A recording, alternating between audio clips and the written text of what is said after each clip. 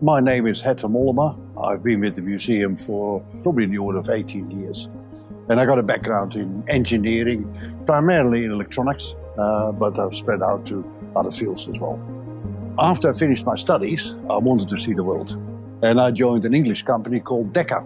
Heard of Decca Records? The people that said that the Beatles were no good. I set up and operated electronic navigation systems. But this is before the days of the satellites. This is the 1960s. And I worked on radio navigation systems for about 20 years all over the world. And then decided that, this was getting a little bit too much physically over time. And I joined an American company called 3M, where I worked, amongst other things, on post-it notes and various other product developments. When you retire, you have to make a choice as to what you want to do.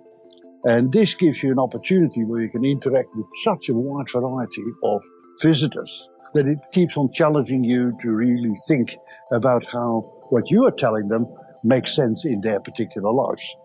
One of the fascinating part in doing this volunteering work particularly with children, because once you have the attention of the children, you've got the attention of the adult, is when you get I didn't know that moment. And one of them is with the rocket that I built many, many years ago. The fireworks, which is the original rocket made by the Chinese, get them to balance the fire arrow on their finger to show where the center of gravity is. But when you start to talk about it, the engine is at the bottom, is totally unstable. And this is of great enjoyment to the kids. My personal interest in doing these things is partly because I like working with my hands.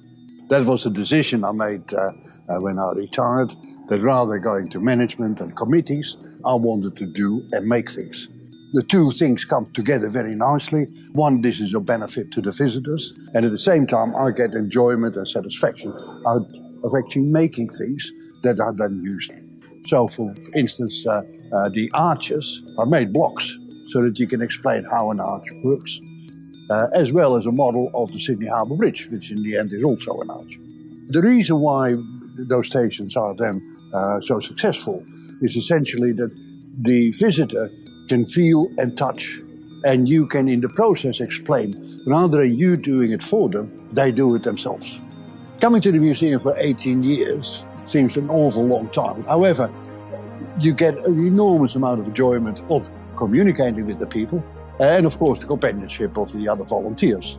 As long as we have visitors, and that is really the biggest thing, the number of visitors is critically important in the amount of enjoyment that I get out of it.